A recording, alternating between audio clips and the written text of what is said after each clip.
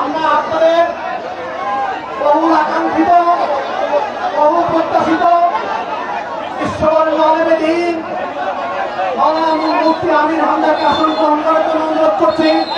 উনি আসন গ্রহণ করেছেন, আপনার আলোচনা শুনবেন, শুনবেন না ক্যান্সেল করবেন। তাই যদি হয় অল্প সময় চুপ করুন, প্লিজ চুপ করুন, সবাই বসে পড়ুন। যার পাশে যে দাঁড়িয়ে আছে তাকে শক্ত করে ধরে আস্তে করে বসিয়ে দিন। যার পাশে যে দাঁড়িয়ে আছে তার পাশে তাকে বসিয়ে দিন, ধৈর্য ধরুন। এখন আমাদের মাঝে ইসলামী সঙ্গীত পরিবেশন করবেন জনাব মোহাম্মদ রুহুল আমিন এবং তার দল। জনাব মোহাম্মদ রুহুল আমিনকে অনুরোধ করছি ইসলামী সঙ্গীত পরিবেশনার জন্য। প্রিয় ভাইরা, আমাদের এসএসের পাশে একটু সাইড করতে হবে, সারাবতে হবে, এসএসের সাইডে সারাবতে হবে। আসসালামু আলাইকুম রাহমাতুল্লাহ। এখন একটি সঙ্গীত ইসলামী সঙ্গীত পরিবেশন করা হবে। এই সঙ্গীত আমার নিজে লেখা এবং সুর করা, এর মূল শিল্পী আছে শিল্পী রহমতুল্লাহ। এখন সঙ্গীতটি পরিবেশন করে শোনাচ্ছেন শিল্পী রুহুল আমিন, আমি তাকে সহযোগিতা করছি।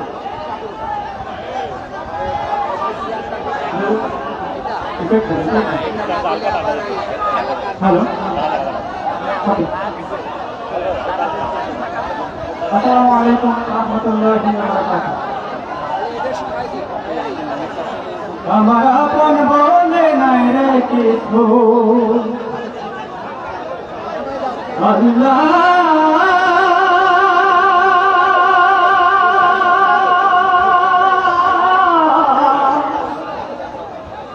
আল্লাহু আল্লাহ, ও আমার আপন বলে নাই রে কিছু, সবই দিল্লাহ।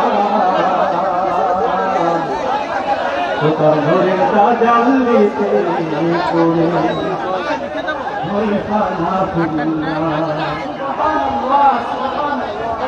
আমার আপন বলে নাই রে কিছু, আপন বলে নাই রে কিছু, সবই দিল্লাহ। তাজাল্লিতে পড়ে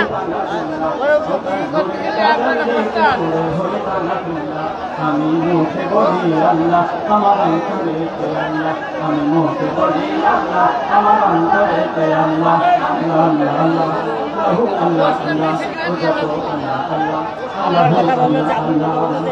ভবে সংসারে আমার সব যেন পর, মিশে একাই মিশে মায়ায় কেন বাদ ঘর। ভবে সংসারে আমার সব যেন পর, মিশে একাই মিশে মায়ায় কেন বাদ ঘর। ভবে সংসারে আমার সব যেন পর, মিশে একাই মিশে মায়ায় কেন বাদ ঘর। ওরে মায়ায় বাধারে ঘর আমার, ওরে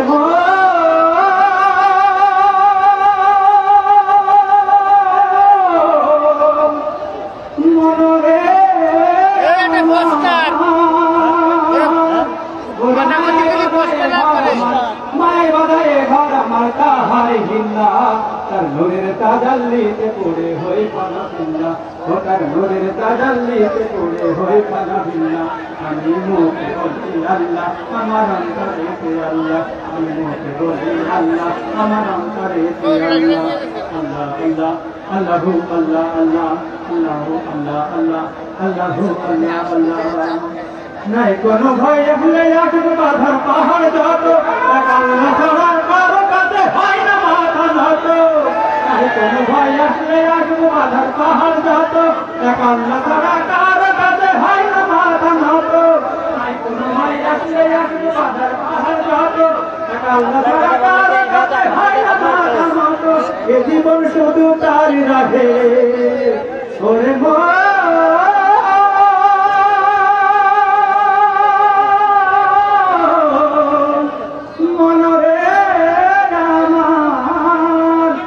জীবন শুধু তাই রহে, জীবন শুধু আল্লাহর রাহে বিকাবিল্লাহ তাজাল্লিতে পুরে হয়ে বানাবিল্লাহ ওটার নূরে তাজাল্লিতে পুরে হয়ে বানাবিল্লাহ আমি নোট বলি আল্লাহ আমার অন্তরে আল্লাহ বলি আল্লাহ আমার অন্তরে আল্লাহ আল্লাহ আল্লাহ আল্লাহ আল্লাহ আল্লাহ আল্লাহ আল্লাহ আল্লাহ আল্লাহ আল্লাহ আল্লাহ আল্লাহ আল্লাহ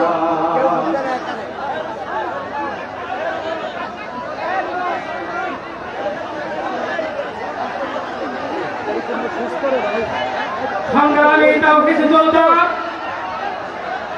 আপনারা একটু ধৈর্য ধরুন। আপনারা যেখানে মিডিয়া ভাইকে ইনস্ট্রাকশন করে বলছি যে আপনারা একটু আমাদের দর্শকদের দেখার সুযোগ করে দিন, রানীবাসী যারা আছে এবং মহিলা বন্ধুদেরকে বলতে চাই আপনারা পর্দার ভিতরে থাকুন, বাইরে না থাকুন। একটু ধৈর্য ধরুন প্লিজ, একটু ধৈর্য ধরুন, ধৈর্য ধরুন, একটু ধৈর্য ধরুন। অনেক বড় মাহফিল, একটু ধৈর্য ধরতে হবে। একটু ধৈর্য ধরুন।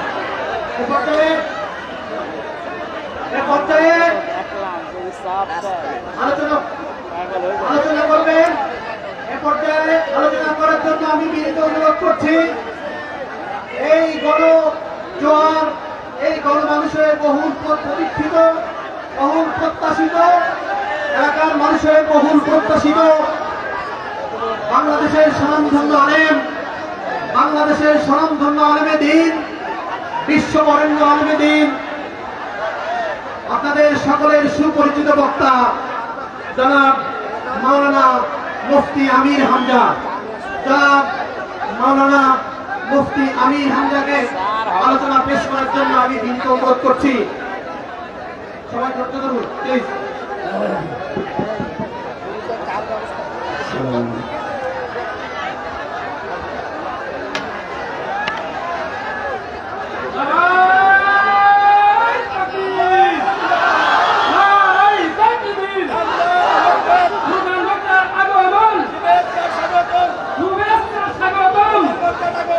Alhamdulillahi rabbil mashriqayn wa rabbil maghribayn alladhi khalaqa kulla shay'in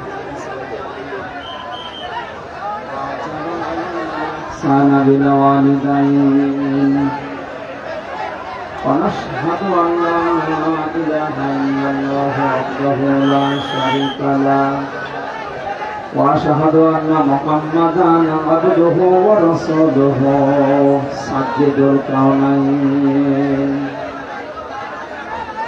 صلى الله عليه وعلى آله وأصحابه وأتباعه أجمعين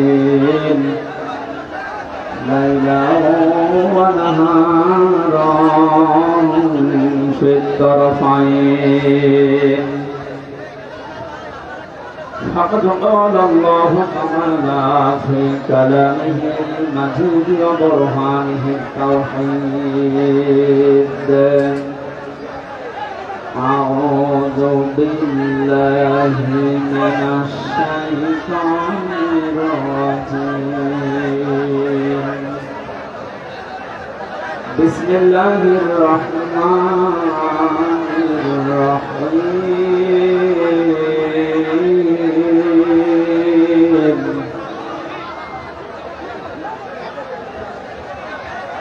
আওয়াজে কথা বলা যায় কি অবস্থা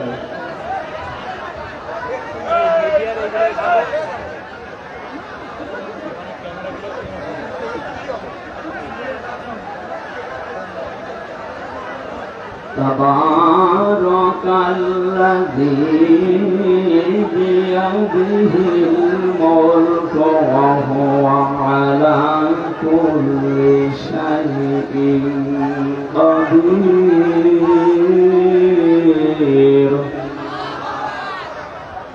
الذي خلق الموت والحياة ليبلوكم أيكم أحسن عملا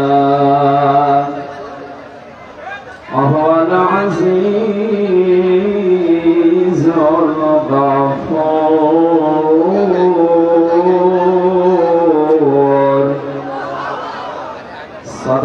يا ربنا.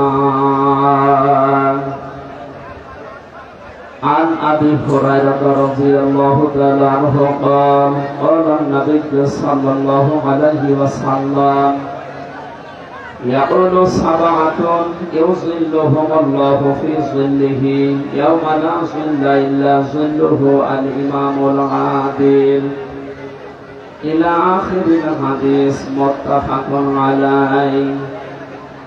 وقال تعالى في شان حبيبي وما زادهم إلا إيمانا وتسليما.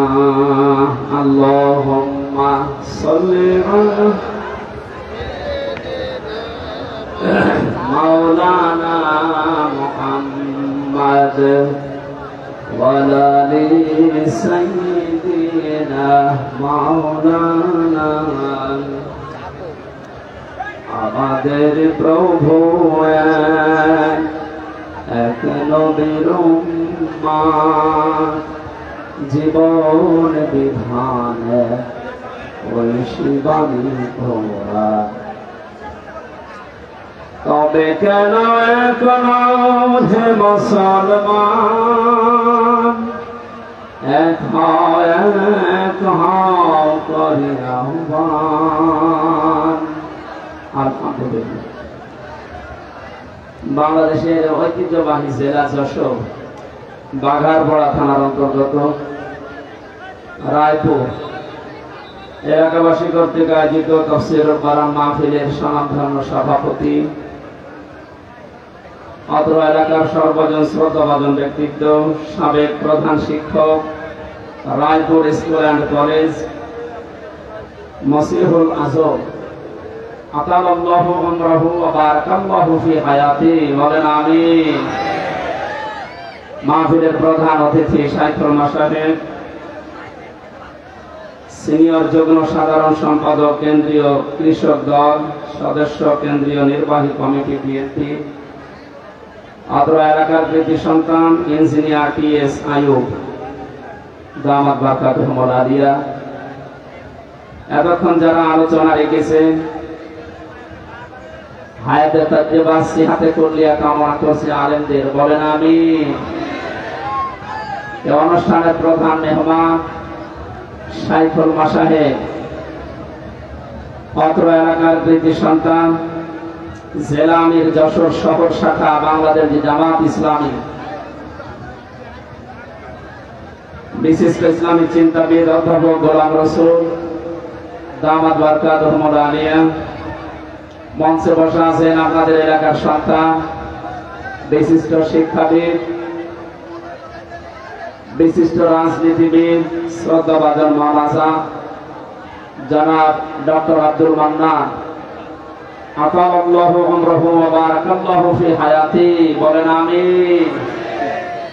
যার মাধ্যমে এ পর্যন্ত এসেছে সেই কুষ্টিয়া থেকে বড় ভাই মাওলানা আব্দুল সালাম সহ এই কমিটিতে যারা আছেন বরেণ্য সদস্যবৃন্দ, সামনে বসা মুসলমান ভাইরা, পর্দার আড়ালের সম্মানিতা মা এবং বোনেরা, বাঘারপাড়া থেকে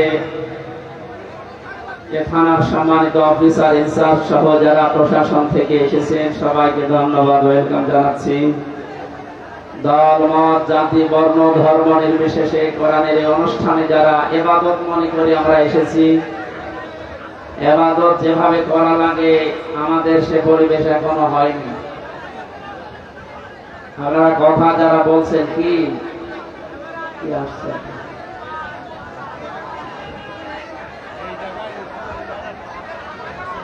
কে দেখবেন কি? আমি যে পরিমণি কে দেখবেন? কালকে ইন্টারনেট থেকে নামিয়ে দেখে নিন, বসে যেখানে আসে না দাঁড়িয়ে থাকেন না বসে, যেহেতু জায়গাটা ভেজা তো বসতে বলছি না, দাঁড়িয়ে থাকে, যেখানে আসেন ওইভাবে থাকেন। কি বলবার বলে? জেলখানাতে দেখতাম মাঝে মাঝে যে আদালতে যখন নিয়েছে তো পরিমণিরে মানুষ এভাবে ভোগ দিতে, আমি কি আমার দেখার কি আছে? আমি তো পুরুষ মানুষ। বাসের ভাই যারা দাঁড়িয়ে আছেন ওখানে দাঁড়িয়ে থাকেন, জায়গা পেলে বসেন, আমি বসতে বলছি না, কারণ জায়গাটা এখনো ভেজা। আমার এইটুকু আসতে কত সময় দেখেছেন? আমি 2:45 এখানে এটা পৌঁছিয়েছি, খাবার খেয়ে এটুকু আসতে এই পর্যন্ত 4টা বাজে। এখন রাস্তাঘাটে আপনি চলে যেতে বলবো না, একটা পা ফেরার জায়গা নেই ভাই। আমার মনে হয় 5 তারিখের আগে যদি আপনারা এত মানুষ আসতে, তখন 144 ধারা 45 ধারা চালু হয়েছে। যাক, সুযোগ আল্লাহ যখন দিয়েছেন, আমরা সুযোগকে নিয়ামতের যে শুকরিয়া আদায়ের মাধ্যমগুলো আছে কোরআনে কারিমে বর্ণিত, আমরা ওইভাবে সামনে অ্যাপ্লাই করবো ইনশাআল্লাহ। যে আল্লাহ আমাদেরকে নিয়ে এসেছেন, একটু চুপ করে ভাই, আমি হাতে পায়ে ধরে বলছি, চুপ করেন, আর যাই করেন চুপ করেন, কথা বলবেন না। এই কি আসছে?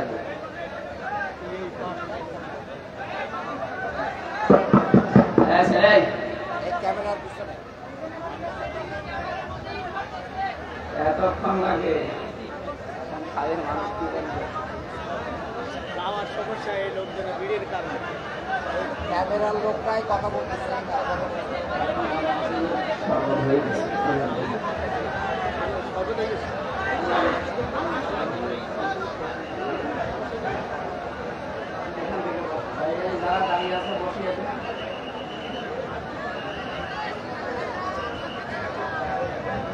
এবাদত যেহেতু চলছে, আপনি তো এবাদতের মতো মনে করেন নাকি? কি আশ্চর্য, কথা বন্ধ করেন। এমনিতেই মানুষের গরমে সহ্য হচ্ছে না, আমাদের কথা বলবেন না ভাই। নামাজ আমরা এবাদত মনে করে পড়তে যাই, নামাজে দাঁড়িয়ে কেউ কথা বলে? এদিকে ওদিকে তাকায়, শুধু কয়টা ফ্যান আছে এটা গুনি নেই। ওইটা যদি এবাদত মনে করে এত কন্ট্রোল করেন নিজেকে, এটাও তো এবাদত চলছে। 1 ঘন্টা সময় যে তাফসীরুল কোরআন মাহফিল লিখে দিয়েছেন, এটা হক আদায় করা দরকার। আমরা চেষ্টা চালাচ্ছি খুব তাড়াতাড়ি আল্লাহ আমাদেরকে কোরআন কারীম থেকে কিছু কথা শোনার এবং প্র্যাকটিক্যাল লাইফে যেন আমল করতে পারি, ওই রকম মন মানসিকতা তৈরি করার তৌফিক দেন, আমিন। যিনি আমাদেরকে নিয়ে এসেছেন তার জন্য বলেন আলহামদুলিল্লাহ। দরুদ আর সালাম পড়ছি আমাদের নবী মুহাম্মদ রাসূলুল্লাহ সাল্লাল্লাহু আলাইহি ওয়াসাল্লামের প্রতি। কোরআনে কারিমে আল্লাহ তাকে বিশেষ করে 7টা নামে ডাক দিয়েছে। আমরা যেহেতু তাফসীরে প্রবেশ করব, এই জন্য ভূমিকায় কথাগুলো কয়েক মিনিটে বলা জরুরি মনে করছি, খুব খেয়াল করে শুনুন। কোরআনে কারিমে আল্লাহ রাব্বুল আলামিন নবীজিকে ডাক দিয়েছেন বিশেষ করে 7টা নামে। তার 1 নাম্বার নাম হচ্ছে ইয়াসিন। কি বললাম? আমরা অনেকে এখানে যারা আছি জানি যে ইয়াসিন সূরা একবার পড়লে 10 খতম কোরআন শরীফের সওয়াব হয়। এটা জানেন তো? কেন হয় বলেন তো? এটা কোরআনের দিল বলা হয়, অন্তর বলা হয়। এর ভিতরে 83টা শিক্ষা দিয়েছেন আল্লাহ। এগুলো যদি আমাদের বাস্তব জীবনে আমরা প্রতিপালন করতে পারি, আপনি একবার পড়লেই 10 খতম কোরআন শরীফের সওয়াব পাবে, মাস্ট বি, কোনো সন্দেহ নেই। প্রথম শিক্ষাই হচ্ছে ইয়াসিন। প্রথম কি? আল্লাহ পাক বলেন ইয়াসিন ওয়াল কোরআনিল হাকীম। তাফসীরে কাবীর আল্লামা ফখরুদ্দীন রাজি রাহমাতুল্লাহ আলাইহি ইয়া আর সিন এই 2টা শব্দের অর্থ দিয়েছেন 5টা। ইয়া মানে হে, এটা হরফে নেতা। সিন মানে সাজ্জাদ। সাজ্জাদ শব্দের অর্থ তিনি বলেন 5টি। 1 নম্বরে সাজ্জাদুল আলামিন, 2 নম্বরে সাজ্জাদুল বাশার, 3 নম্বরে সাজ্জাদুল কাউনাইন, 4 নম্বরে সাজ্জাদুল আম্বিয়া, 5 নম্বরে সাজ্জাদুল মুরসালিন। যশোরবাসী যেহেতু প্রচন্ড গরম এবং সময় কম, খুব তাড়াতাড়ি শিক্ষাগুলো বের করার চেষ্টা চালাচ্ছি। 1 নম্বরে যে অর্থ তিনি বের করে আমাদেরকে শুনিয়েছেন সাজ্জাদুল আলামিন।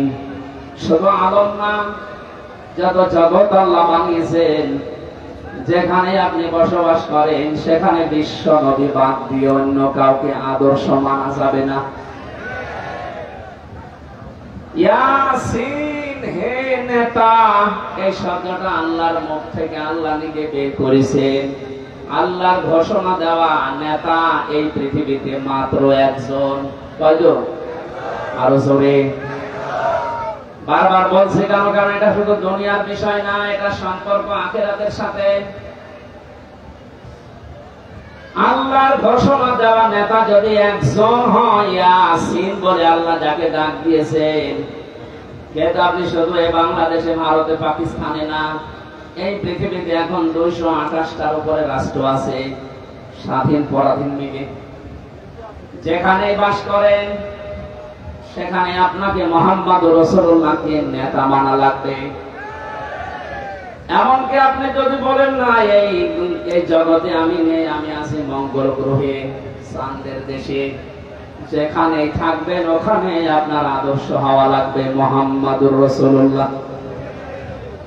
এই শব্দটার পক্ষে আল্লাহ নিজে দলিল দিয়েছেন, ইয়াতানাজ্জালুল আমরু বাইনাহুন্না ইলা আখির আয়াত।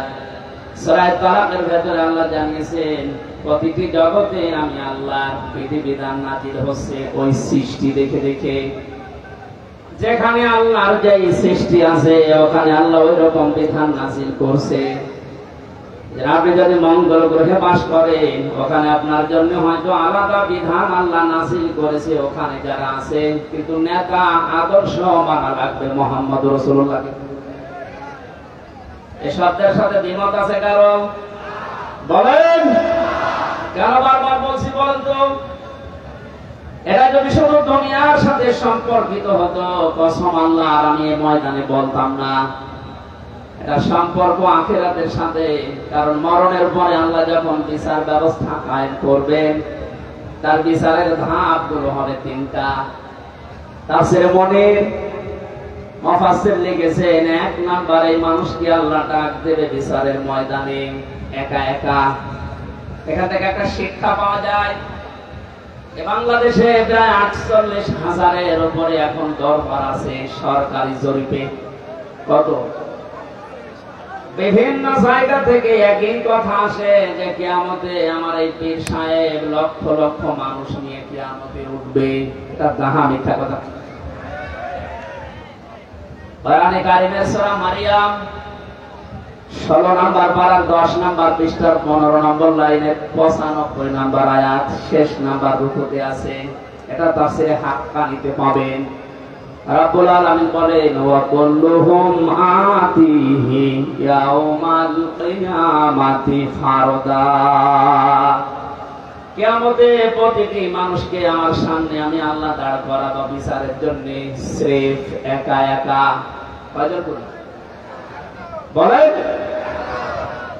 তাহলে এই কথার এগেইনস্টে যে কথাগুলো চলছে ভারত, পাকিস্তান আর বাংলাদেশে, এটা যে পুরা ধোঁকাবাজি, মিথ্যা। কারো উপরে ভরসা করা যাবে না। আপনাকে উঠতে হবে কিয়ামতে স্রেফ একা একা, কেউ থাকবে না। একটু বাস্তবতা নিয়ে ভাবুন তো। কিয়ামতে আল্লাহ বিচার ব্যবস্থার প্রথম ধাপে যখন আল্লাহ আপনাকে ডাকবেন, আপনি যে জীবন তৈরি করলেন, জীবনের দিকে তাকিয়ে কি মনে হচ্ছে যে আল্লাহ পাকের সামনে আপনার জীবনের হিসাব দেওয়া যাবে? মাঝে মাঝে একা একা যখন থাকি ভাবি, আল্লাহ তুমি যদি বলো হামজা 2024 সালের আগস্ট মাসের 31 তারিখ পর্যন্ত ধরে মাফ করে দিলাম, যা হিসাব দেওয়া লাগবে না। শুধুমাত্র সেপ্টেম্বরের 1 থেকে 10 তারিখ, এই 10টা দিনের হিসাব দিয়ে তুই জান্নাতে চলে যা। ও যশোরবাসী, আমার যে জীবনের অবস্থা, আমার তো মাঝে মাঝে এই ধারণা চিন্তা আসে যে না, এই 10 দিনের হিসাব দেওয়া সম্ভব না। আপনারা পারবেন না? আপনি পারবেন?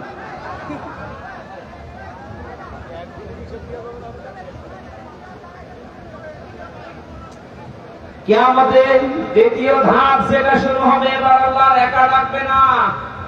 কোরআনে কারীম জানিয়েছে, ইয়াউমা নাদউ কুল্লা উনাসিন বিইমামিহিম। সূরা বানী ইসরাঈলের 72 নম্বর আয়াতের প্রথম অংশে আছে, আল্লাহ পাক বলেন কিয়ামতের দ্বিতীয় ধাপে বিচারের জন্য প্রতিটি মানুষকে আমি আল্লাহ ডাক দেব তার নেতার সাথে। এতক্ষণ পর্যন্ত 4-5 মিনিট আপনাদেরকে আমি উল্টাপাল্টা বলছি না, এই কারণে কিয়ামতে কিন্তু আপনি এবার দ্বিতীয় ধাপে আল্লাহর কাছে একা উঠতে পারবেন না, নেতা সহ উঠতে হবে। আগে আপনার নেতা, এরপরে কর্মী। যশোরবাসী, পাশের জেলায় তো আমার বাড়ি, আপনাদেরকে খুব ভালোবাসি। আমি কোরআনের চোখ লাগিয়ে দেখতে পাচ্ছি যে আমাদের জীবন ভুল পথে আছে। যেহেতু আল্লাহ নিজে জানিয়েছেন কিয়ামতে আপনাকে আপনার নেতার সাথে ডাকবে, আগে নেতা এরপরে আপনি।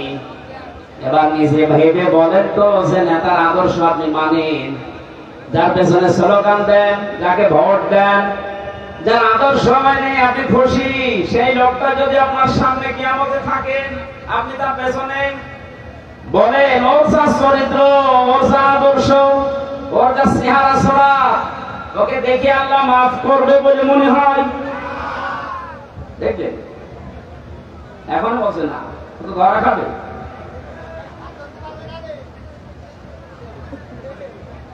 এখনই যদি বলে না, যার পেছনে আছে এরে দেখলে আল্লাহ মাফ করার কথা না, এই মুহূর্তে আপনার সিদ্ধান্ত পাল্টাতে হবে না, নাকি আপনি ধরা খাবেন? ধরা খেতে চান? এই জন্যই আমি আহ্বান জানাচ্ছি যাদের নেতা ঠিক নেই, এখন যদি বলেন নবীজি তো নেই, আমি মানবো কাকে? হ্যাঁ, কোরআনে কারীম জানিয়েছে ইয়া আইয়ুহাল্লাযীনা আমানু আতিউল্লাহা ওয়া আতিউর রাসূলা ওয়া উলিল আমরি মিনকুম ইলা আখির আয়াত। সূরা নিসা 5 নম্বর 6 নম্বর পৃষ্ঠা 10 নম্বর লাইনে 59 নম্বর আয়াতে এটা প্রথম অংশে আছে। এটা তাফসীরে ফি জিলালিল কোরআন পাবেন। সাইয়্যিদ কুতুব লিখেছেন, আল্লাহ ডাক দিয়েছেন ইমানদারেরা আমাকে মেনে নাও, আমার আনুগত্য করো, আমার রাসূলের আনুগত্য করো। আর তোমাদের ভেতরে যারা উলিল আমর আছে, নেতা আছে,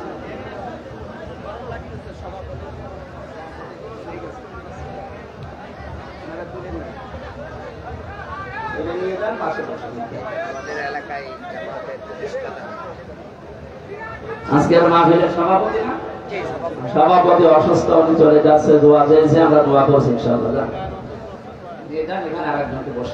সুবহানাল্লাহ, আলহামদুলিল্লাহ,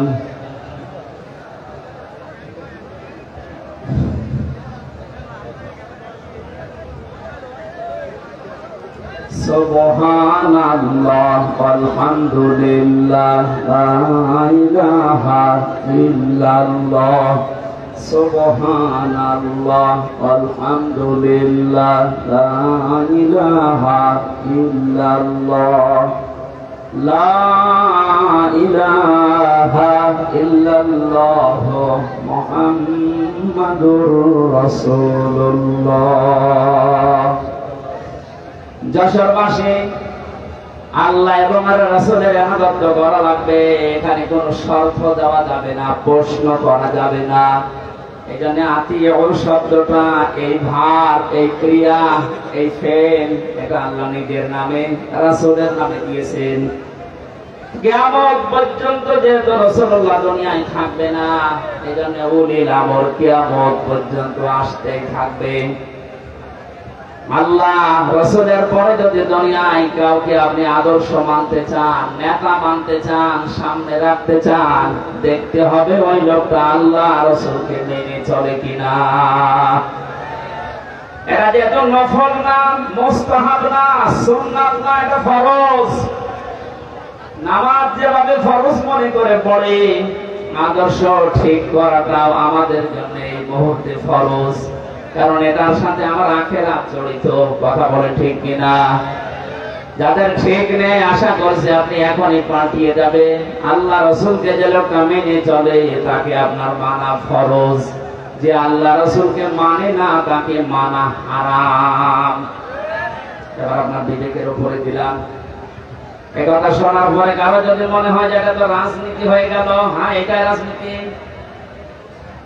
আপনার কাছে যেন উল্টো পাল্টা মনে না হয়, এজন্য আমি আয়াত পারা পৃষ্ঠা লাইন রোকো সূরার নাম তাফসীরের নাম বলেছি। আপনি বাড়িতে এসে মিলিয়ে দেখেন, যদি না পান আমি আর কথা বলবো না, কিন্তু যদি পান আপনাকে মেনে নেওয়া লাগবে।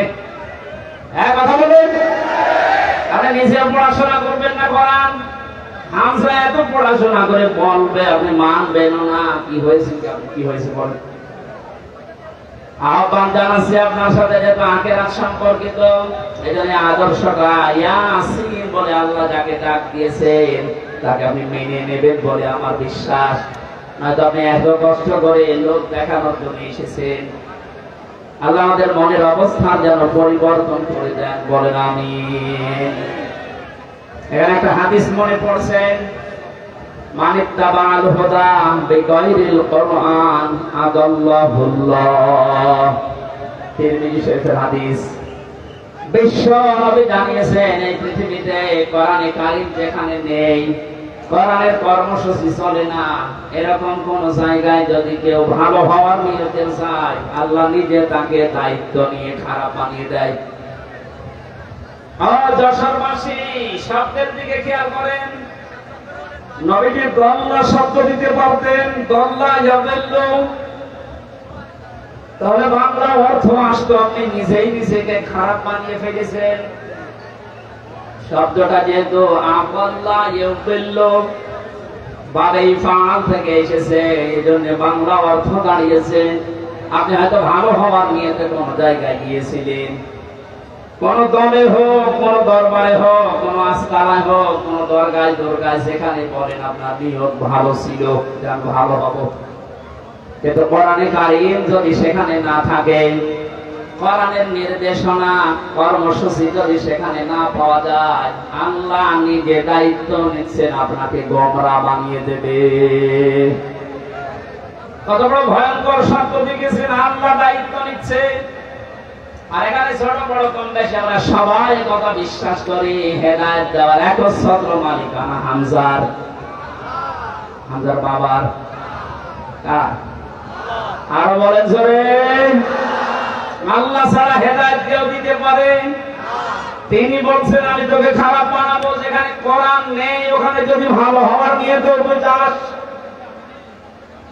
যেহেতু ভালোবাসি আপনাদেরকে, বিভাগে আমার বাড়ি, অন্য বিভাগের লোক সেখানে চাই জায়গা, আপনারা তো যাবেন জান্নাতে।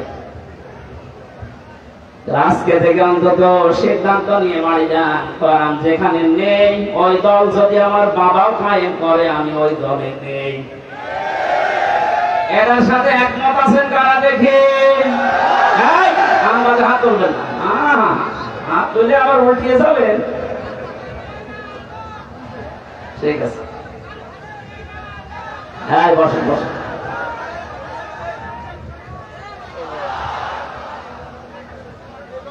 মামা ওয়াজ তো হয়ে গেছে, আবার ওয়াজ করা লাগবে?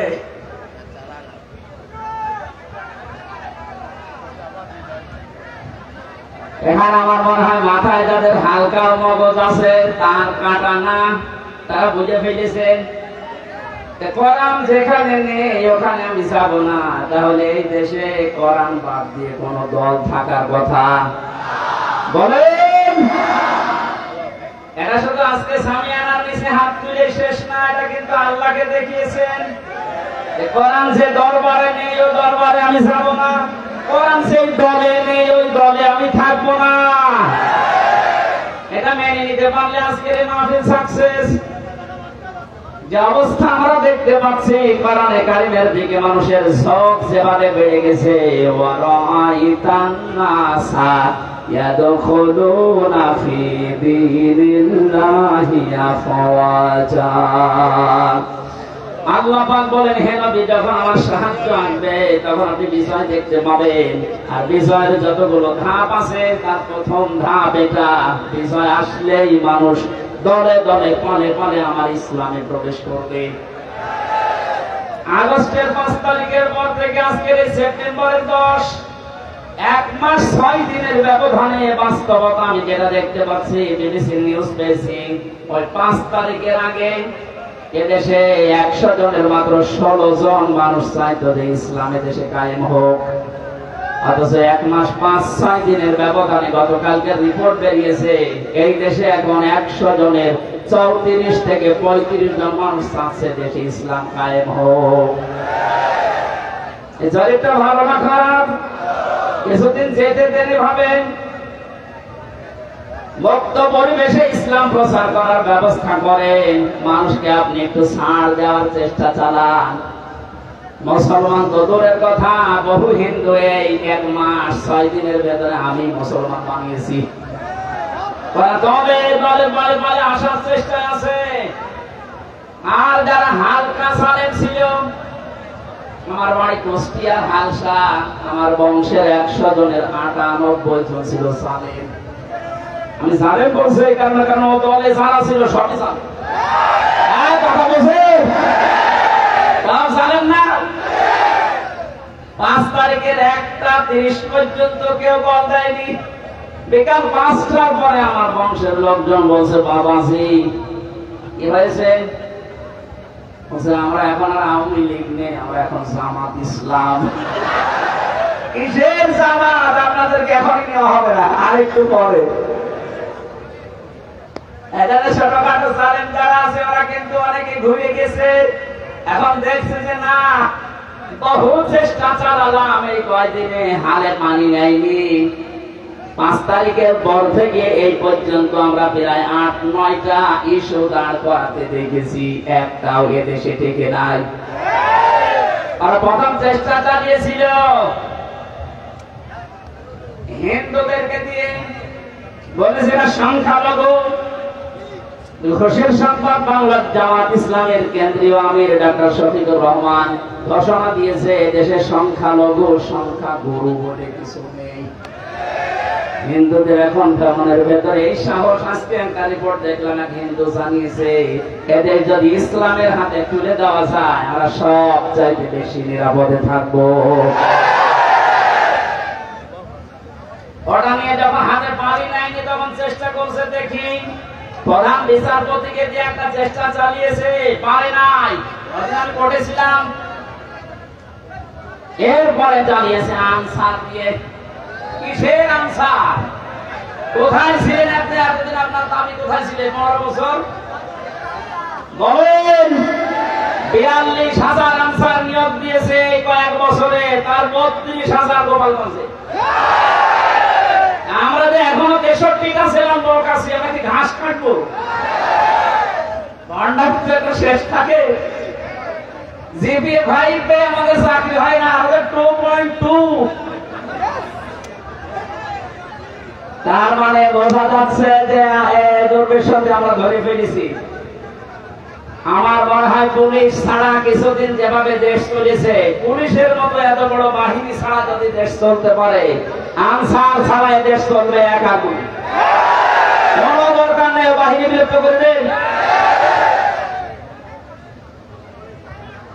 এরপরে চেষ্টা চালিয়েছে ডাক্তারদেরকে নিয়ে, পারে নাই। এখন শুনছি সামনে ওদের দুর্বিসন্ধি গার্মেন্টসের কর্মীদেরকে লাগাবে, আশা করছে হালে পানি নেবে না। জালেমদের যা চরিত্র 16 বছরে তো দেখেছি, ওরা দেখবেন গোয়ালন্দ ঘাটের এই বেশ্যাদের কেউ নামাবে। যাই করছেন কিছুতেই কিছু হবে না। অনেকে বুঝে ফেলেছেন যে না, সালেম যখন শেষ, অন্তত আমি আর সালেম হয়ে আল্লাহ টার্গেট হব না। কারণ জালেম ছাড়া এরা হামসার টার্গেট কার বলেন? যশোরবাসী কান খাড়া করেন। কোরআনে কারীম জানাচ্ছে, ইন্নামাস সাবিলু আলাল্লাযীনা ইয়াযলিমুনান নাস, ইলা আখিরি আয়াত। সূরা শুরা 25 নম্বর পারা 6 নম্বর পৃষ্ঠা 13 নম্বর লাইনের 42 নম্বর আয়াতে। এটা তাফসীরে ইবনে কাসিরে আছে। ব্যাখ্যা সহ বলতে গেলে অনেক সময় লাগবে, যেহেতু আমি একটা আয়াত পড়েছি একটা টার্গেট নিয়ে।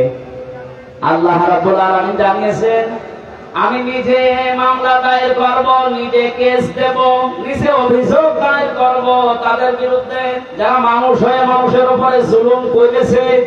সামনেও করবে, এখন করছে না অনেকে জুলুম। বড় জালেম যারা, তাদের জুলুম এই 16 বছরে বন্ধ হয়ে গেলেও বাস্তবতা দেখায় 5 তারিখের পর থেকে 1 মাস 5 দিনে দেখছি অনেক মুনাফিক এখনো জুলুম থেকে থেমে নেই। আমি নিচে নামলাম না, এরপরও যদি না বোঝার ভান করে থাকে, জালেমরা তো টার্গেট আল্লাহ। আপনি তো মুনাফিক ছিলেন, কোন কারণে জালেমের খাতে আপনি নাম লেখালেন? আপনি থামবেন।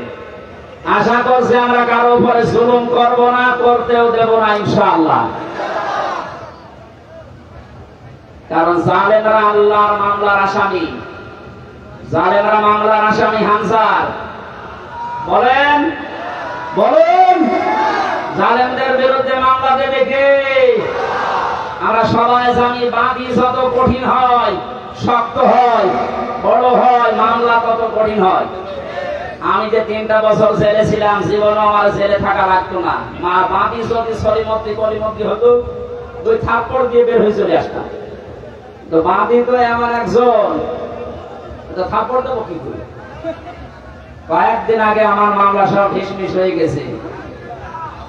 আমি মনে করলাম আদালতে জিজ্ঞাসা করি যে মাননীয় আদালতে 3 বছর তো মামলা আপনার কাছে ছিল, তখন তো আপনি কিছু বললেন না। আজকে আমার মামলার গ্রাউন্ড থেকে বলছেন এর কোনো মাল নেই, যা ছেড়ে দিলাম। তো এতদিন বলেননি তো?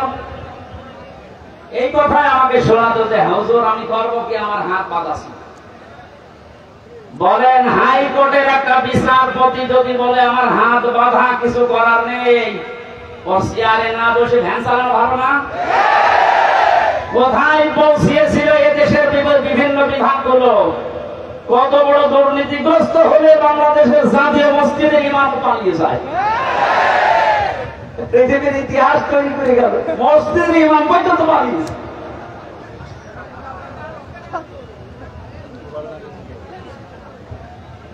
যশোরবাসী, আমার মামলার যেহেতু বাদী ছিল এমন একজন, আমার আর মাওলানা মামুনুল হকের বহুবার মামলা আমরা তুলেছি, প্রায় 23 থেকে 31 বার।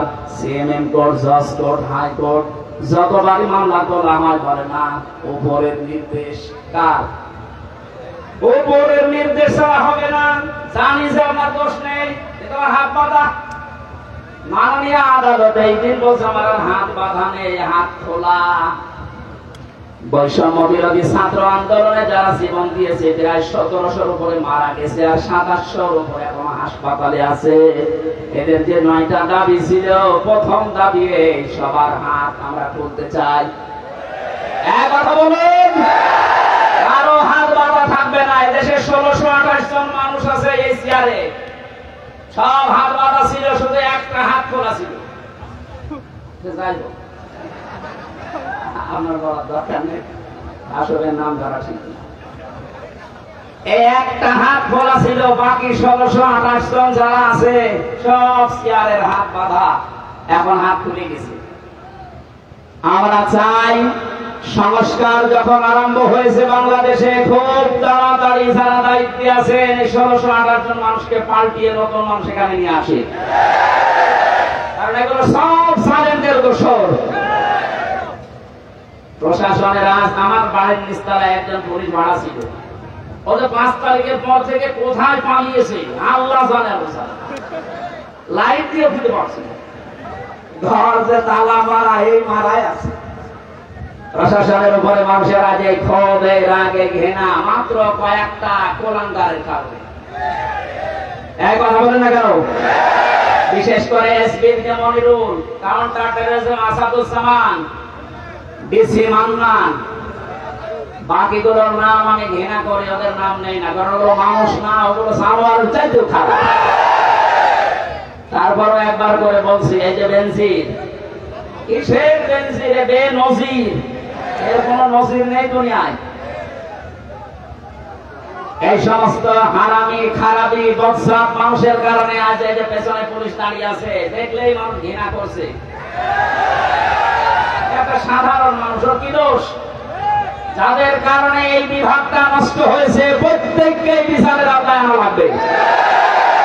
গুলির অর্ডার দিয়েছে, আরো ভিডিও করে দেখাচ্ছে, স্যার গুলি মারি একটা, মরে একটা, আর কেউ চাই না। কত বড় শয়তান! ওর বিবেক আছে? আমাদেরকে রিমান্ডে মাটির নিচে নিয়ে যেভাবে বিভিন্ন জিনিস দেখিয়েছে, আমার মনে হয় এই মানুষগুলোকে এখন ওই জিনিসগুলো দেখানো দরকার। আমার শেষ পর্যন্ত বলেছিল যা বলতে বলছি যদি না বলেন 11 ঘন্টা আমার টাঙিয়েছে। আমি বলি না বাড়িতে, কারণ এরা দুঃখ পাবে এই কারণে। চোখ কালো কাপড় দিয়ে বেঁধে রেখে, পেছনে হাত বেঁধে, ডান্ডা বেড়ি দিয়ে, মাথায় দড়ি দিয়ে 11 ঘন্টা টাঙিয়েছে। আমার 4 রক্ত নামাজ পড়তে দেয়নি, সব ইশারায় পড়েছিলাম। এই কথা শুনতে চাই। যে মানুষগুলো এর সাথে জড়িত ছিল এখন বলছে এদের মাফ করে দেন, না, এই মানুষগুলোর কোনো মাফ নেই। জামাতের কেন্দ্রীয় আমির ডাক্তার শফিকুর রহমান জানিয়েছে যারা নির্দিষ্ট অপরাধী এদের মাফ নেই। কথা বলেন, এদেশের 18 কোটি মানুষ যদি আপনাকে মাফ করে দেয়, ব্যারিস্টার আরমানের বউ জীবন মাফ করবে না, আমার বউ মাফ করবে না। কোন কারণে আপনি আমাকে 3 বছর আটকালেন? কোন দোষ পাননি, 3টা বছর পরে বেকসুর খালাস দিলেন, তার মানে আদালত প্রমাণ পেয়েছে যে আমি নির্দোষ, আমার কোনো দোষ নেই। এক কথা বলেন না কেন? বিনা কারণে যে আমাকে 3টা বছর আটক রাখলেন, জেলখানায় রাখলেন, কিছু বলতাম না। এমন জায়গায় রেখেছিলেন, 80 কন্ডেম ছেলে, ওখানে থাকার উপযুক্ত আমি? মারার মামলার আসামি? বলেন। আমার যে মামলা দিয়েছিল মূল্য চুরিও না, মূল্য চুরি বললেও শাস্তি দেয় না। আর আপনি ফাঁসির কন্ডেম ছেড়ে দিনের পর দিন, মাসের পর মাস, বছরের পর বছর বিচ্ছিন্ন রেখে দিয়েছে। আজ পর্যন্ত আমার মেয়েটা এখনো স্বাভাবিক হয়নি, ছোট মেয়েটা আমার কাছে আসে না।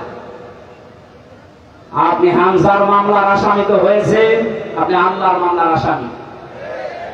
সুতরাং আমি দাবি জানাচ্ছি, শুধু আমি না, আমার মতো 1,10,000 মানুষ এই বাংলাদেশের বিভিন্ন ছেলে আছে, তার মনে হয় 100 জনের 70 জন কিচ্ছু জানে না। যাদেরকে ভাবে মিথ্যা মামলা দিয়ে বছরের পর বছর আটক রেখে যখন ছাড়ে নিরপরাধ বেকসুর খালাস দেয়, এতে 5টা বছর 10 বছর নষ্ট করলেন।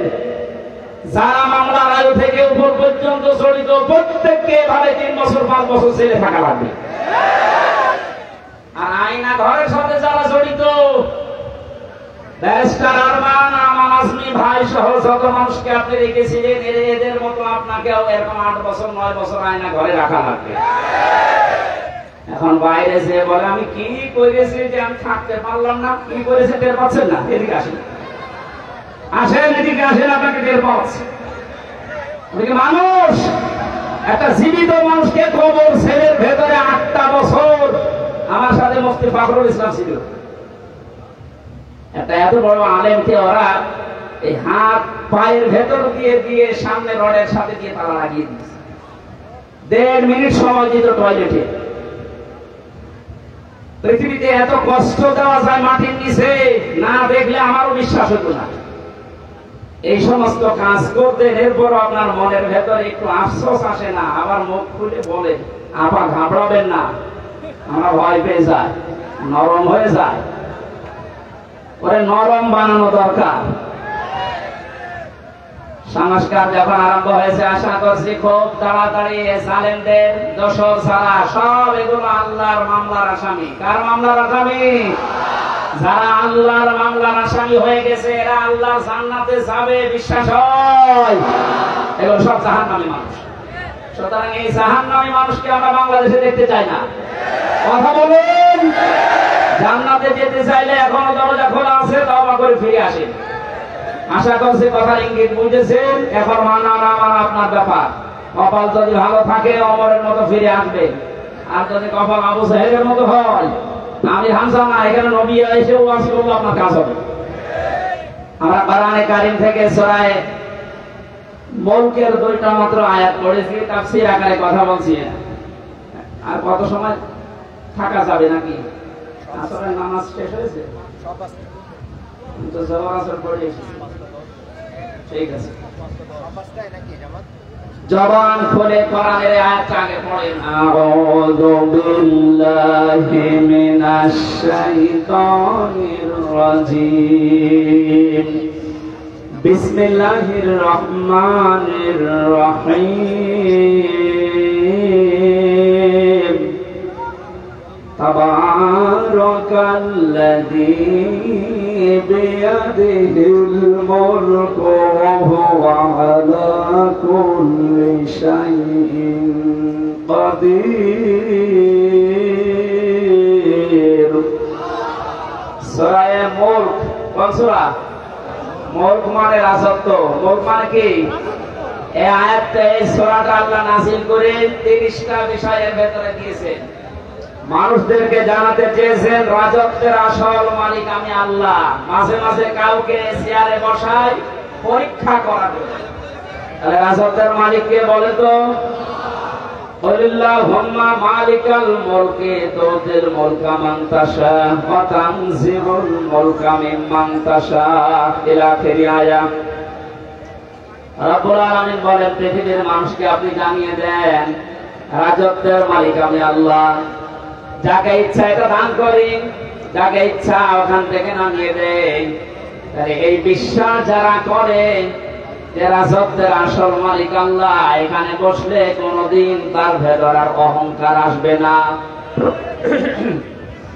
অহংকার এসেছিল বলে অনেককে আল্লাহ ধ্বংস করেছে অতীতে, এখনো করছে, কিয়ামত পর্যন্ত অহংকারীকে আল্লাহ নিজে ধ্বংস করবেন। সুতরাং এদের থেকে আমাদের শিক্ষার বিষয়ে সামনে যারা এই পৃথিবীতে আসবে ক্ষমতার চেয়ারে, তারা যেন অহংকার না করে। এই জন্য আমি মুলক পড়েছি। আল্লাহ ঘোষণা দিচ্ছেন এবার তাবারাকাল্লাযী, বরকতময়।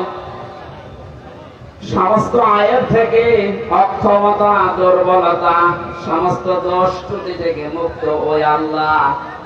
বিয়াদিহিল মুলক, যার কুদরতি হাতের ভেতরে সব কিছু রাজত্ব লুকিয়ে আছে।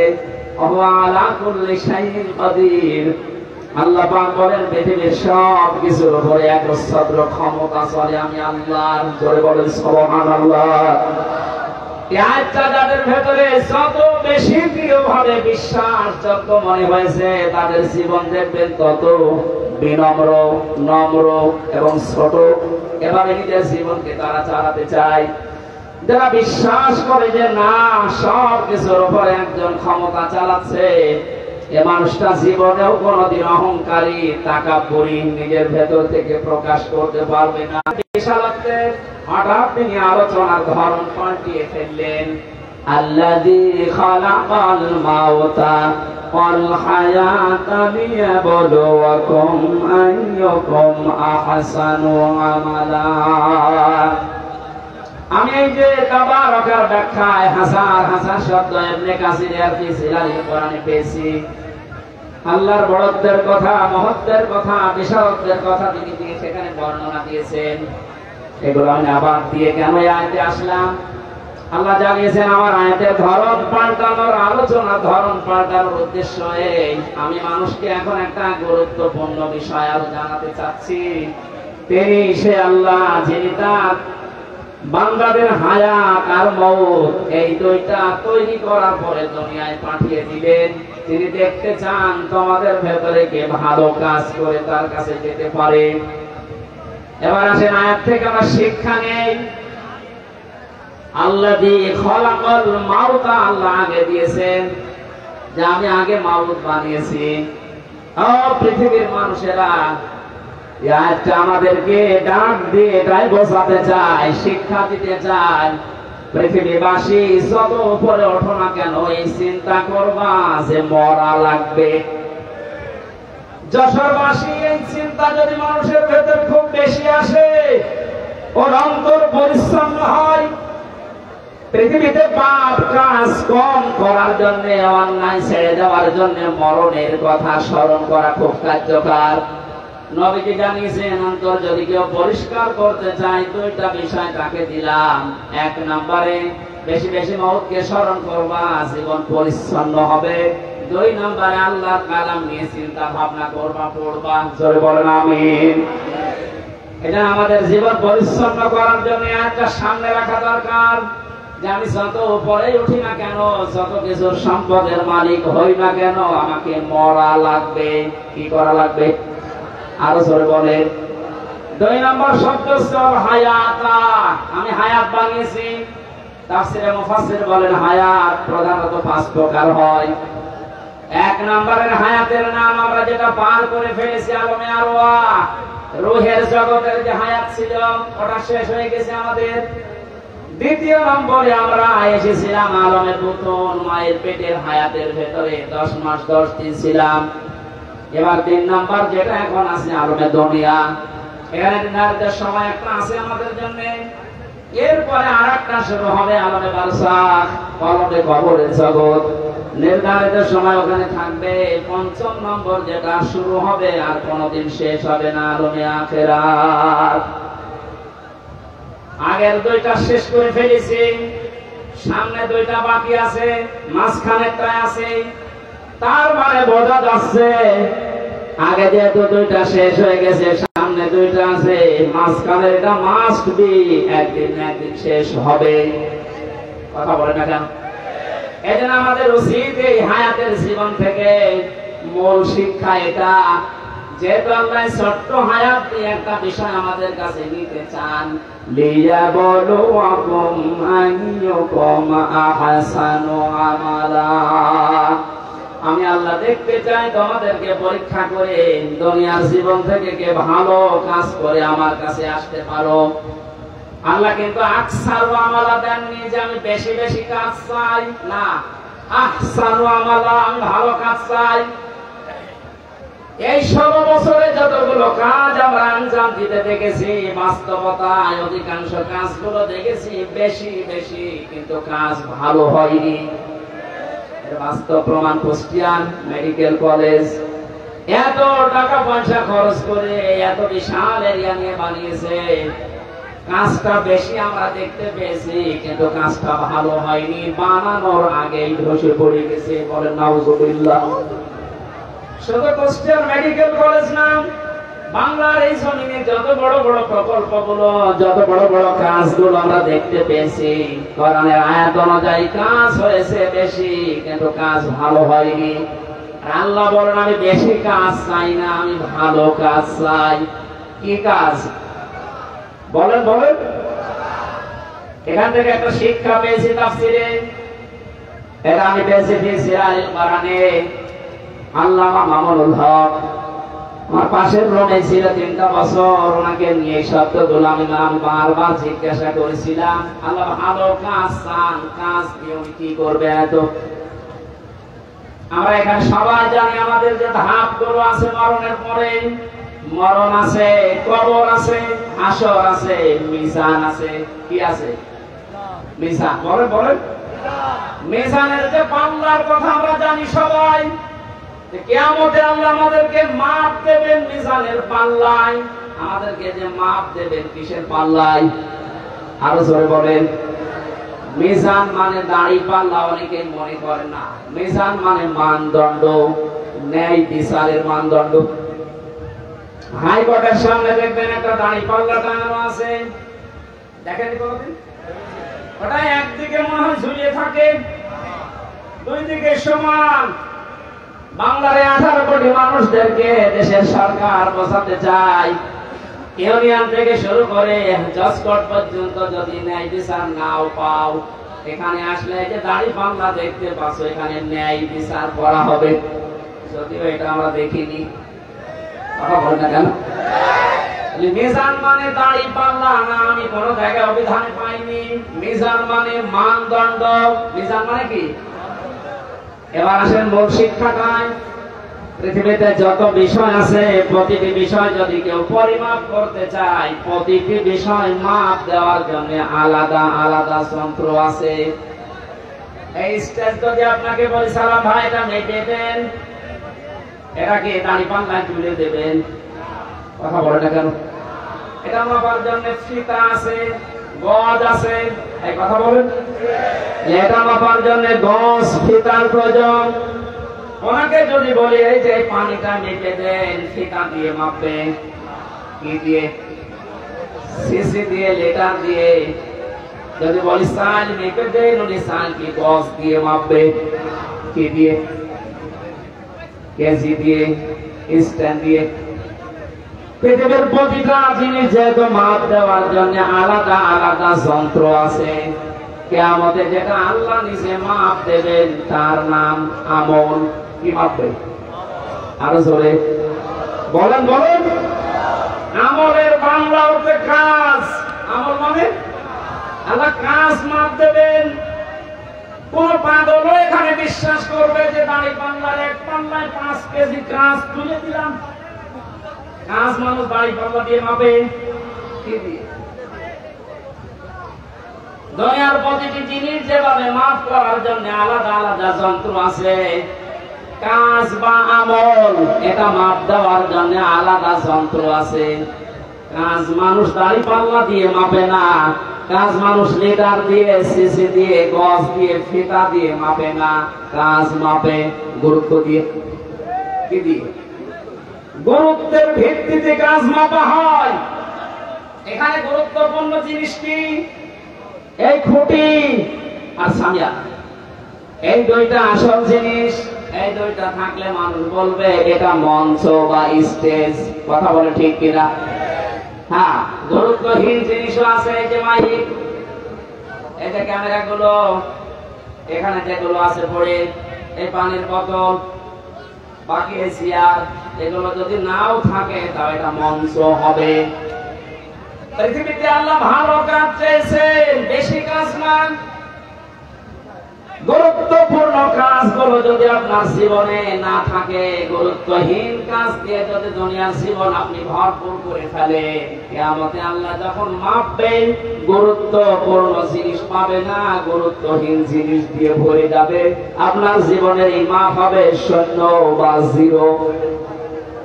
নামাজের ফরজ সংক্রান্ত বিষয় আমরা অনেকে জানি যে নামাজের বাইরে এবং ভেতরে 13টা ফরজ আছে।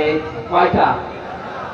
12টা যদি আব্দুল সালাম আদায় করেন, একটা আদায় করেনি। উনি যদি বলে একটা মাত্র করেনি, আমার 12টা নেকি দেন, হবে? বলেন বলেন, কয়টা? একটাও হবে না, জিরো, শূন্য। কারণ গুরুত্বপূর্ণ ওইটা আপনি বাদ দিয়ে দিয়েছেন, আপনি হয়ে গেছেন এখন গুরুত্বহীন। আমাদের কোরআনে কারিমে আল্লাহ 500 শরীয়তের বিধান দিয়েছেন যেগুলো গুরুত্বপূর্ণ। 499টা কেউ মানে, একটা মানে না। তাহলে কিয়ামতে যখন ওকে আল্লাহ মাপ দেবে, ওর জীবনের যতগুলো কাজ ছিল সবগুলোই হবে গুরুত্বহীন। ফরজ নামাজ থেকে এই শিক্ষাটা যদি আজ আমরা বাংলাদেশে আমরা নিতে পারতাম মুসলমানেরা, সত্য কথা যেটা, এই দেশে 41, 61, 71 বছর টার্গেট দেওয়া লাগতো না। 41 ঘন্টা এই দেশ পাল্টিয়ে দেওয়া সম্ভব ছিল। আমরা আহসানু আমালা বুঝি নাই, এদের ব্যাখ্যা বুঝেছিল হযরতে মাস মুআব্বিস। ভালো কাজ কোনটা দুনিয়াতে তারা সবচেয়ে বেশি জেনেছিল। আল্লাহ পাক বলেন পৃথিবীতে ভালো কাজ কোনটা তোমরা জানো? তুমিনুনা বিল্লাহি ওয়া রাসূলিহি ওয়া তুজাহিদুনা ফি সাবিলিল্লাহ বিআমওয়ালিকুম ওয়া আনফুসিকুম যালিকুম খায়রুল লাকুম ইন কুনতুম তা'লামুন। আল্লাহর প্রতি বিশ্বাস করো আর রাসূলের প্রতি বিশ্বাস আনো। আর এই দুইটা দাবি সামনে রেখে জান আর মাল দিয়ে আল্লাহর দ্বীন জমিনে কায়েম করার জন্য চেষ্টা চালাও। যালিকুম খায়রুল লাকুম। আল্লাহ বলেন এটাই ভালো কাজ। এটা কি কাজ? আরো জোরে বলেন। তাহলে এই পৃথিবীতে যত ভালো কাজ আছে, 1 নম্বর ভালো কাজ জমিনে আল্লাহ দ্বীন দাঁড় করানো। বলেন, এটাকে দুনিয়াদারির কাজ, রাজনীতির কাজ, মানুষের কাজ, বিভিন্ন রকম উদাহরণ দিয়ে আপনি এখান থেকে কেটে পড়তে চান। অথচ আয়াত যারা ব্যাখ্যা করেছে, যারা বুঝেছে, তাদের দিকে তাকালে দেখি এটা যেহেতু বুঝেছে ভালো কাজ। ছোট মানুষ 11 বছর 13 বছর, তারপর আল্লাহর জমিনে দিন কায়েম করার জন্য হাঁটুর উপরে, পায়ের গোড়ালির উপরে ভর দিয়ে হলো তারা উষা হয়ে দেখিয়েছে যে আমি এই পরিমাপে এসে গেছি। তারা মাপে বোঝে না, চেষ্টা চালায়।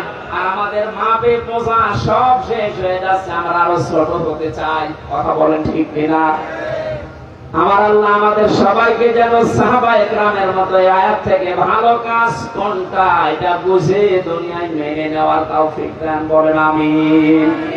এটা শুধু পুরুষের জন্য না, নারী পুরুষ সবার জন্য আপনার জীবনের যেন টার্গেট হয়ে যায় এটা, এই জমিনে কি করে আল্লাহর বিধানটা কায়েম করা যায়। সত্য কথা এটাই, আল্লাহর বিধান যতদিন জমিনে কায়েম না হবে, যতই দোয়া দরুদ পড়ি না কেন, কোনদিন এই জমিনে শান্তি কাঙ্ক্ষিত সম্ভব না। বাবা চালিয়েছিলেন দেশটা, আমরা দেখিনি, মুরব্বীরা দেখেছে। স্বামী চালিয়েছিল, চাচা চালিয়েছে 9 মাস 9 বছর, বউ চালিয়েছে, আপা চালিয়েছে। এখন শুধু দেখতে বাঁচি আছে, কোরআন দিয়ে দেশ চললে কেমন দেখা যায়। কথা বলা লাগবে। এটা দেখেছেন কোনদিন? এটা দেখার দরকার না যে এটা দিয়ে বাংলাদেশ চললে কেমন দেখা যায়। কারা কারা এটা দিয়ে দেশ তো লোকসান দেখে লিল্লাহে তাকবীর।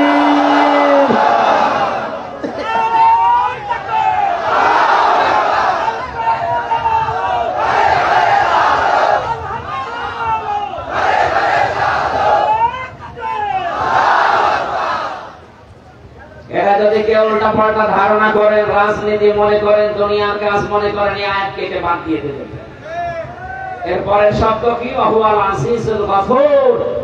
আল্লাহ বলেন এই ভালো কাজটা কেউ যদি করতে গিয়ে পৃথিবীর ময়দানে যদি কেউ ভুল ত্রুটি করে ফেলে, দোষ ত্রুটি হয়ে যায়, আমার গফুর নামের খাতিরে মাফ করে দেব।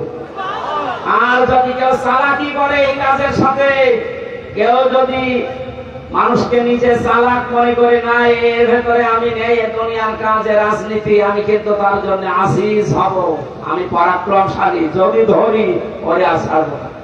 আল্লাহকে ধোঁকা দিয়ে বোকা বানানো যাবে? যেহেতু উনি মনের খবর জানি, আপনার মনের অবস্থা কি আল্লাহ ভালো জানছেন। আশা করছি ভালো কাজ যেটা কোরআনে কারিমে 500 আছে এরকম, এর ভেতরে 1 নম্বরে এইটা। আল্লাহ জীবনের আসল টার্গেট যেন এটা বানানোর তৌফিক দান করেন, আমিন। সম্মানিত মা বোনেরা, জান্নাতে যাওয়ার জন্য যে 4টা কাজ নবীজি আপনাদেরকে দিয়েছেন, ফরজ নামাজ 5 ওয়াক্ত, এটা জীবন গেলেও ছাড়া যাবে না। মেয়েদের সন্তান যখন দুনিয়ায় আসে, যদি মাথা বের হয়ে যায়, এরপরও মেয়েদেরকে তোলার ভেতরে বিছিয়ে দিয়ে নামাজ পড়ার তাগিদ দিয়েছেন নবীজি। এত কঠিন বিষয় এটা, অথচ হাঁসের খাবার দিতে যে ফরজ নামাজ ছেড়ে দেয়। আশা করছি এই ভুলটা করবেন না। ফরজ নামাজটা আগে শেষ করে নেন, নফল সুন্নত যদি পড়ার সময় না পান পড়ে পড়িনি, কিন্তু ফরজ নামাজ ছাড়া যাবে না। 2 নম্বরে রমজান মাস আসলে রোজা রাখবেন, যে কয়টা নষ্ট হবে ওটা পরবর্তী 11 মাসে করে দেবেন। 3 নম্বরে যাদের শরীর আল্লাহ দিয়েছেন, যেরকমই হোক এটা পর্দায় রাখা লাগবে, এটা নামাজের মতো মাস্ট বি ফরজ। মেয়েদের হাতের কবজি, মুখমণ্ডল, পায়ের মাথা খোলা রাখা জায়েজ আছে, কিন্তু উত্তম পর্দা হচ্ছে এইগুলো ঢেকে রাখা। 4 নম্বরে স্বামী যাদের আছে, জায়েজ কথাগুলো মেনে নিয়ে তাদের খেদমতে খুশি রাখা। নবীজি বলেন 4টা কাজ যদি মেয়েরা করতে পারে, আঞ্জাম দেয়, জান্নাতের 8টা দরজায় আমি আল্লাহর নবী বলছি তার জন্য খোলা থাকবে। যে দরজা দিয়ে প্রবেশ করবে কেউ তাকে নিষেধ করবে না। আল্লাহ মেয়েদেরকে এই পর্যায়ে ওঠার তৌফিক দিন, আমিন। আসরের নামাজ সমাগত, আর 1 মিনিট আছে আযানের, আমরা শেষ করে নামাজ শেষ করে তারপরে যাবেন। আল্লাহুম্মা আমিন। লা ইলাহা ইল্লা আনতা সুবহানাক ইন্নী কুনতু মিনাজ জালিমিন। লা ইলাহা ইল্লা আনতা সুবহানাক ইন্নী কুনতু মিনাজ জালিমিন। ربنا ظلمنا أنفسنا وإن لم تغفر لنا وترحمنا لنكونن من الخاسرين رب العالمين। বাংলাদেশে এখন আমরা মুক্তভাবে তোমার কোরআনের কথাগুলো বলতে পারি, শুনতে পারি। সেজদায় পড়ে থাকলেও নিয়ামতের শুকরিয়া আদায় হবে না জানি। এই সুন্দর উত্তম ব্যবস্থা তুমি করে দিয়েছো। আল্লাহ তাআলা কোরআনের উপরে আমাদেরকে আমল করার সুযোগ করে দাও। আজকের আয়োজনে যদি খুশি হয়ে সওয়াব দিয়ে থাকো, কোটি কোটি করে বাড়িয়ে দাও। কিয়ামতের দিনে আমাদের সুপারিশ করে জান্নাতে নিয়ে যাবে, নবীর রওজায় আল্লাহ পৌঁছাও। এ মাহফিলে যত মানুষ শ্রম দিয়েছে আল্লাহ, যত স্বেচ্ছাসেবক দায়িত্ব পালন করছে, এদেরকে যে মা পেটে নিয়েছে মায়ের পেট তুমি খাদিজার মতো বানিয়ে দাও। এ মাহফিলের সম্মানিত সভাপতি অসুস্থ মানুষ, আল্লাহ তুমি তাকে সুস্থতা দান করো। আমাদের প্রধান অতিথি রব্বুল আলামিন একটা আশা নিয়েছে, তোমার এলমে যদি জানা থাকে তার দ্বারা তোমার মানবতার কাজ হবে, ইসলামের কাজ হবে, আল্লাহ তুমি তার হাতে এটা তুলে দিও। এখানে আমাদের প্রধান মেহমান বসে আছে অধ্যাপক গোলাম রসুল, আল্লাহ তোমার গোলামকে তুমি কবুল করে নাও। শ্রদ্ধাভাজন মামাজান অধ্যাপক ডক্টর আব্দুল মান্নান সহ যত আলেমরা এখানে বসে আছে, মাওলানা আলমগীর হোসাইন সহ প্রত্যেকটি আলেমকে তুমি আলেমের মতো কবুল করে নাও।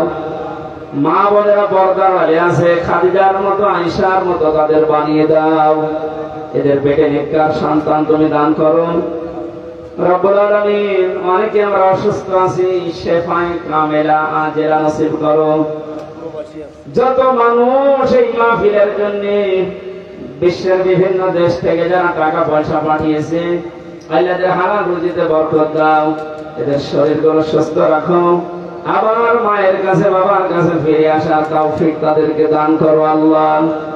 এলাকার মাটির নিচে যত মানুষ ঘুমিয়ে আছে, আল্লাহ তাআলা আব্দুল মান্নান তার বাবা সহ যাদেরকে হারিয়েছে তাদের খবরে মাফ করে দাও। এই মাহফিলটার জন্য যেইভাবে এগিয়ে এসেছে তুমি প্রতি কদমে কদমে তার নেকি দান করো আল্লাহ। আল্লাহুম্মা গফিরলি ওয়ারহামনি ওয়াহদিনি ওয়াফিনি ওয়ারযুকনি ইয়া রাব্বাল আলামিন।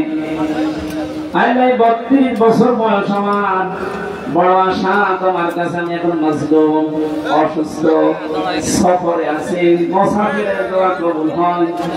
বড় আকাঙ্ক্ষা আশা নিয়ে বলছি আল্লাহ 56,000 বর্গ মাইল তোমার আইন দিয়ে চলছে, এটা দেখে মরার তৌফিক দাও। যখনই মরণ আসবে একবার হলেও যেন পড়তে পারি লা ইলাহা ইল্লাল্লাহু মুহাম্মাদুর রাসূলুল্লাহ। আসসালামু আলাইকুম। আমার যশোর মনিরামপুরে 8 ডিসেম্বর রোহিত